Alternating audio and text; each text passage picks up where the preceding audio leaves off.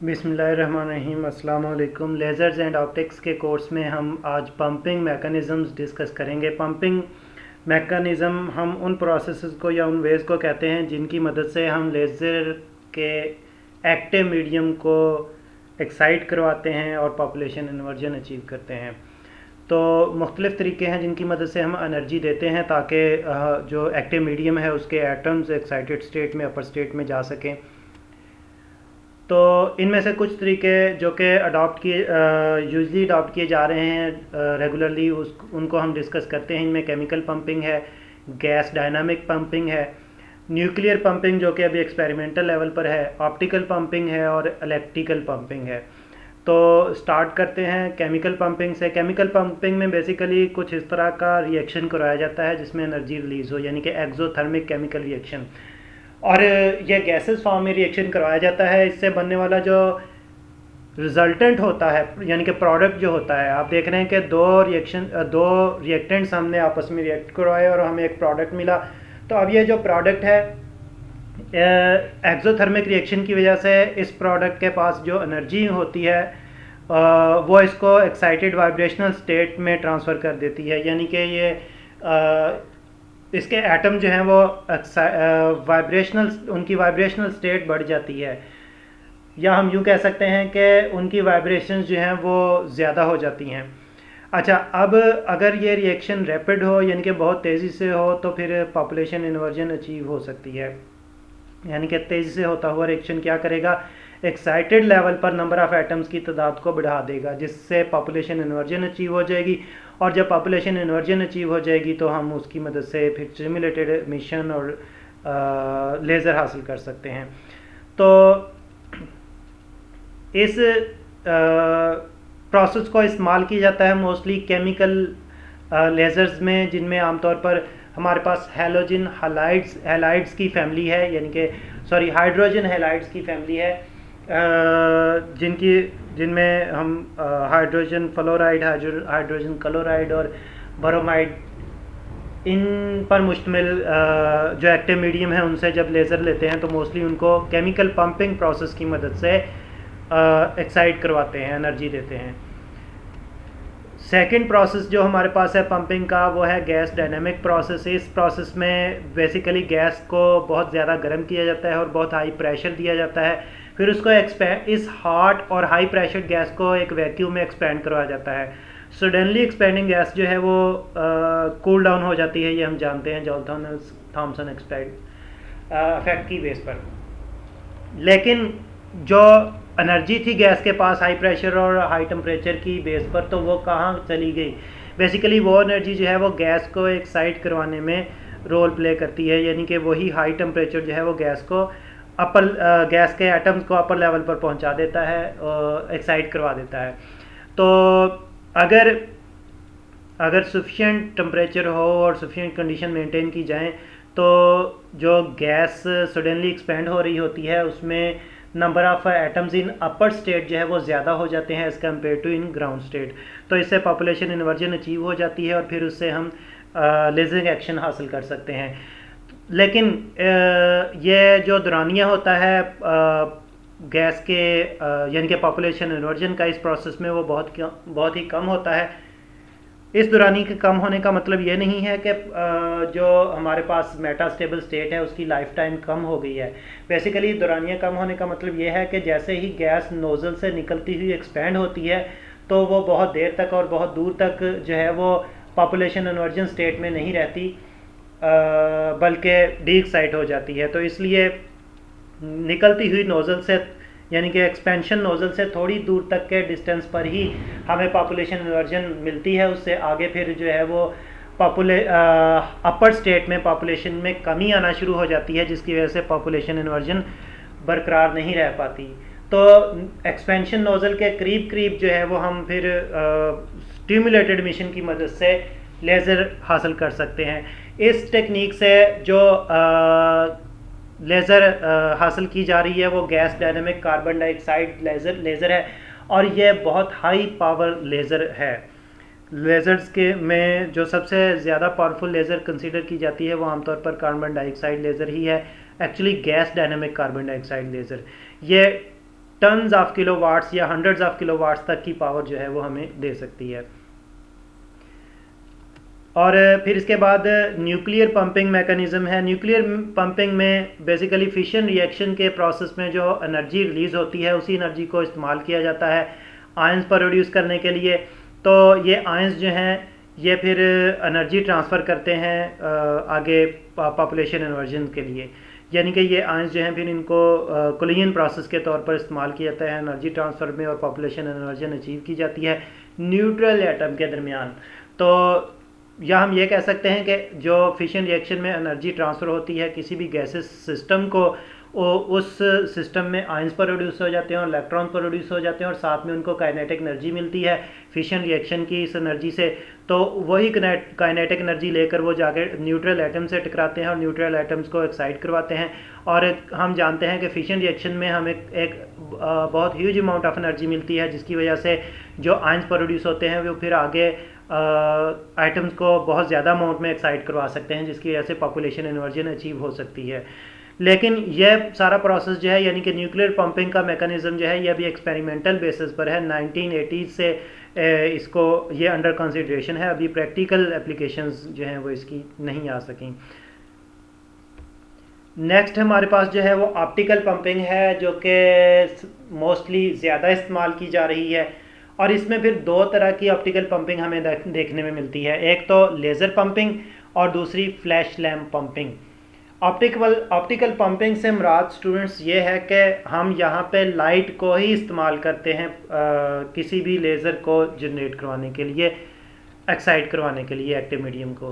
तो एक तो हम लेज़र की मदद से मीडियम को एक्साइट करवा सकते हैं, दूसरा फ्लैश लैम्प की लाइट की मदद से भी हम सूटेबल फ्रीक्वेंसी या वेवलेंथ रेंज की लाइट से हम जो है वो एक्साइट करवा सकते हैं एक्टिव मीडियम को। सबसे पहले हम लेज़र पंपिंग के पॉइंट ऑफ व्यू से बात कर लेते हैं। लेज़र बीम को इस्तेमाल किया जा सकता है किसी भी दूसरे एक्टिव मीडियम को पंप करने के लिए उसमें, ताकि उसमें एक्साइटेशन हो सके और पॉपुलेशन इन्वर्जन अचीव हो सके। और लेज़र की मोनोक्रोमेटिसिटी और इसके साथ साथ इसकी यूनिडायरेक्शनलिटी हमें ये बेनिफिट देती है कि हम इस प्रोसेस को या इस मैकेनिज़्म को हर तरह की स्टेट की लेज़र के लिए इस्तेमाल कर सकें, यानी कि सॉलिड स्टेट लेज़र के लिए भी हम इसको इस्तेमाल कर सकते हैं और करते हैं, और लिक्विड लेज़र्स के लिए भी इस्तेमाल करते हैं और गैस लेज़र्स के लिए भी इस्तेमाल करते हैं। एक चीज़ मैं यहाँ पे बताता चलूँ कि लिक्विड लेज़र्स को हम लिक्विड डाई लेज़र्स भी कहते हैं, जिसको हम नेक्स्ट किसी लेक्चर में डिस्कस करेंगे डिटेल में। अच्छा, फिर इस प्रोसेस में जो हमारे पास आमतौर पर लेज़र गेन जो हासिल होती है वो मोस्टली फार इंफ्रारेड रीजन में लाई करती है, और हम आमतौर पर अगर गैसेस मिक्सचर को यानी कि गैस लेज़र जनरेट करना चाहें, एक्टिव मीडियम हमारे पास गैस हो, तो जैसे कि मिथाइल अल्कोहल है, तो उसमें मोस्टली हमारे पास जो है वो फार इंफ्रारेड गैस लेज़र्स हासिल होती हैं। मिथाइल अल्कोहल को हम कार्बन डाइऑक्साइड लेज़र से पंप करवाते हैं, और कार्बन डाइऑक्साइड लेज़र की हम एक सूटेबल वेवलेंथ रेंज इस्तेमाल करते हैं, वेवलेंथ इस्तेमाल करते हैं मिथाइल अल्कोहल के ग्राउंड और अपर लेवल के, और अपर लेवल हम वो लेवल की बात कर रहे हैं जिसमें हमने ग्राउंड से एक्साइटेशन करवानी है। हम जानते हैं कि हम लेवल 3 में एक्साइट करवा के लेज़र हासिल करते हैं लेवल 2 और 1 के दरमियान, या फिर लेवल 4 में एक्साइट करवा के लेज़र हासिल करते हैं लेवल 3 और 2 के दरमियान। तो यहाँ पे फिर हम जो है वो एक्साइटेशन करवाते हैं ग्राउंड लेवल और टॉप मोस्ट एक्साइटेड लेवल के दरमियान, जिनके दरमियान हमने एक्साइटेशन करवानी है, और उसके बाद फिर डी एक्साइटेशन होके लोअर लेवल पर आकर फिर उसके बाद लेज़र एक्शन होता है। एनीहो, पंपिंग एफिशिएंसी जो है वो इस प्रोसेस में बहुत हाई है बाकी मैकेनिज़म्स की निस्बत, और इसकी वजह जो है वो वही लेज़र की यूनिडायरेक्शनलिटी और मोनोक्रोमेटिसिटी है।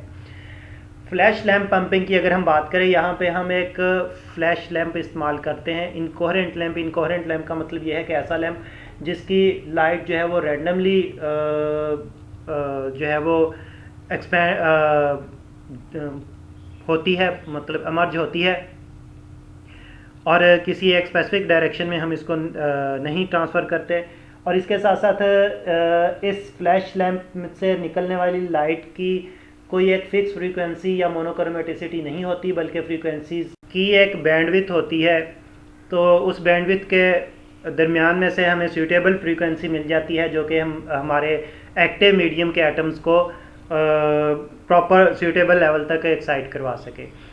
तो हम मुख्तलिफ़ तरह की कॉन्फ़िगरेशंस इस्तेमाल करते हैं फ्लैश लैम्प और एक्टिव मीडियम को अरेंजमेंट में। उसके लिए एक अरेंजमेंट तो कुछ इस तरह की है। इसमें वैसे तो आपको जो ये रेक्टेंगुलर रॉड्स नज़र आ रही हैं, ये बेसिकली हेलिकल फॉर्म में हमारे पास लैंप है, यानी कि ऐसा लैंप है जो कि हेलिकल स्प्रिंग की तरह का है। जैसे कि आमतौर पर आप एनर्जी सेवर्स भी देखते हैं तो बेसिकली ये इसी तरह का है, लेकिन इसकी हमने साइड बाउंड्रीज जो हैं वो शो नहीं करवाई, सिर्फ फ्रंट जो है वो हम या टॉप से हम शो कर रहे हैं इसको। तो इस हेलिकल स्प्रिंग लैंप के बिल्कुल दरमियान में हमारा जो एक्टिव मीडियम है वो रॉड की शक्ल में होता है, और इस असेंबली के बाहर रिफ्लेक्टर लगे होते हैं जो लैंप की लाइट को रिफ्लेक्ट करते हैं वापस रॉड के ऊपर। यानी कि दो तरह से लाइट जो है वो एक्टिव मीडियम पे पड़ती है। एक तो लैंप से निकलने वाली लाइट डायरेक्टली एक्टिव रॉड पे पड़ती है एक्टिव मीडियम पे, और दूसरा जो है वो रिफ्लेक्ट होकर फिर से बाउंड्री से, यानी कि जो बाहर की सरफेस है केविटी की, उससे रिफ्लेक्ट होकर वापस रॉड पे पड़ती है। तो एक तो ये कॉन्फ़िगरेशन है, इसकी मदद से भी हम जो है वो पंपिंग करते हैं। दूसरी कॉन्फ़िगरेशन कुछ इस तरह की है कि हमारे पास जो रिफ्लेक्टर है ये एलिप्टिकल फॉर्म में है, जैसे कि यहाँ पे आपको नज़र आ रहा है। ये एलिप्टिकल सिलेंडर है, और इस सिलेंडर के एक फोकस पर हमने रखा हुआ है लैंप, और दूसरे फोकस पर रखा हुआ है एक्टिव मीडियम रॉड की शक्ल में, सिलिंड्रिकल रॉड की शक्ल में। हमारा लैंप जो है ये भी सिलिंड्रिकल रॉड की शक्ल में है, लेकिन यहाँ पे हम उसको क्योंकि टॉप से ऊपर से देख रहे हैं इसलिए हमें वो एक सर्कल सा ही नज़र आ रहा है। अब लैंप से निकलने वाली लाइट जो है एक तो डायरेक्टली इस रॉड को रॉड के ऊपर पड़ती है, दूसरा ये इस एलिप्टिकल रिफ्लेक्टर्स की बाउंड्री से टकरा कर भी इस रॉड के ऊपर पड़ती है। तो इस तरह से एक्टिव मीडियम को जो है वो ये ऑप्टिकल पंपिंग मिलती है। तीसरी कॉन्फ़िगरेशन जो है वो कुछ इस तरह से है कि हम लैंप को और रॉड को, एक्टिव मीडियम को बहुत क्लोज रख देते हैं। तो एक तो डायरेक्टली एक्टिव लैंप से रॉड को जो है वो मैक्सिमम लाइट मिलती है।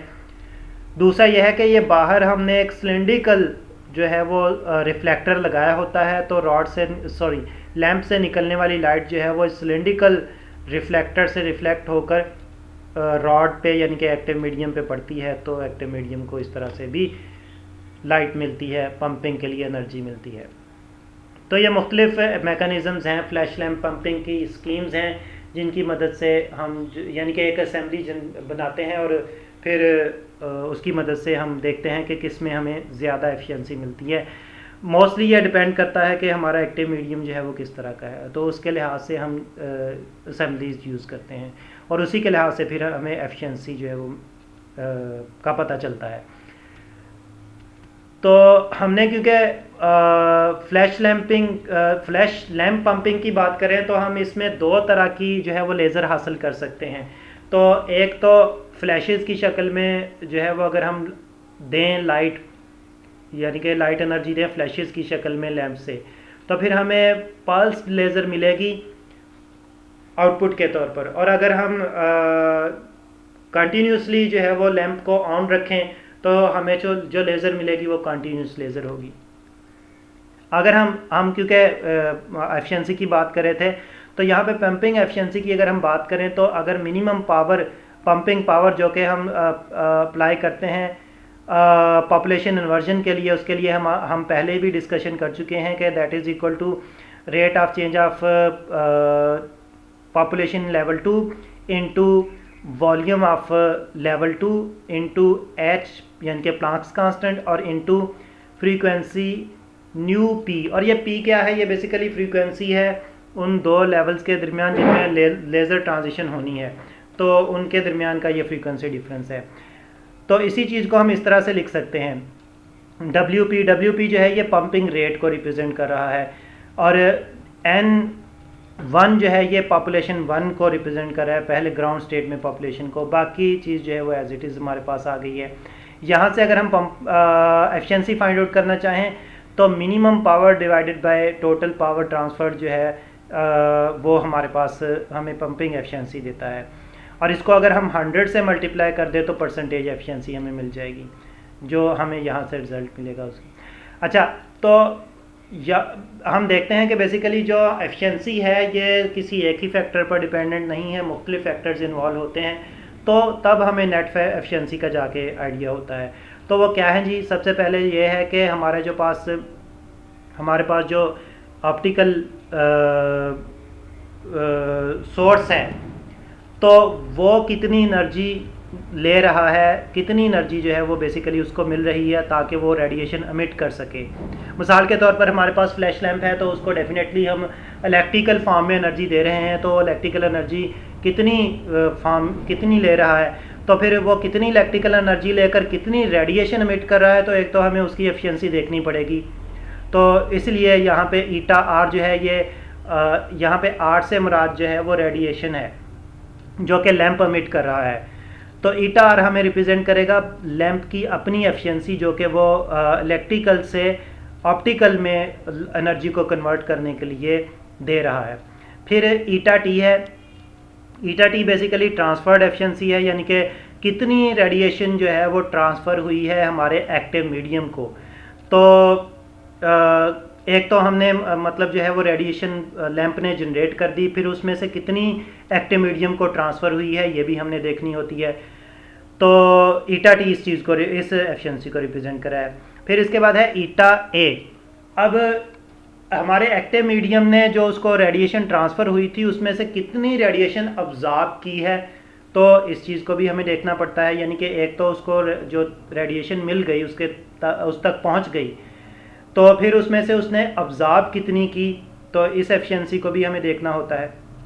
इसके बाद अब्जॉर्ब करने के बाद पॉपुलेशन इन्वर्जन कितनी अचीव हुई, और फिर उस पॉपुलेशन इन्वर्जन के लिहाज से हमें जो है वो लेज़र मिलेगी, तो ये भी हमें देखनी होती है। क्योंकि जो एक्टिव मीडियम जितनी रेडिएशन अब्जॉर्ब करेगा वो सारी की सारी पॉपुलेशन इन्वर्जन के लिए और स्टिमुलेटेड एमिशन के लिए इस्तेमाल नहीं करेगा, बल्कि उसमें से वो कुछ थर्मल एक्साइटेशन में भी एक्टिव मीडियम को थर्मली एक्साइट करने में भी इस्तेमाल हो जाएगी, और इसके साथ साथ स्पॉन्टेनियस एमिशन भी होगी। तो फिर हमें ये भी देखना होगा कि पॉपुलेशन इन्वर्जन की एफिशिएंसी क्या है। तो इस तरह से जो नेट एफिशिएंसी है हमारे पास वो इन सारी एफिशिएंसीज का प्रोडक्ट है। फ्लैश लैम्प पंपिंग हम आमतौर पर इसकी जो कॉमन एग्जांपल है हमारे पास वो एनडी यैग लेज़र है।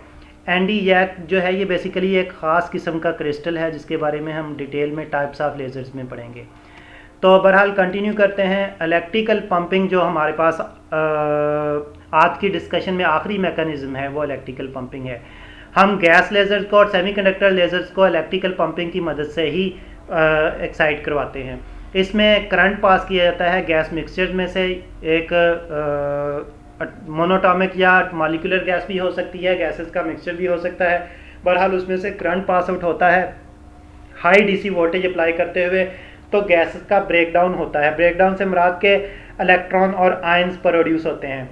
अब हम दो तरह से जो है वो डिस्चार्ज करवाते हैं। एक डिस्चार्ज को हम लॉन्गिट्यूडनल डिस्चार्ज पंपिंग कहते हैं। इस प्रोसेस में जैसे कि यहाँ पे आप डायग्राम में देख रहे हैं, हम जो इलेक्ट्रोड्स हैं हमारे पास उनको एनुलर फॉर्म में यहाँ पे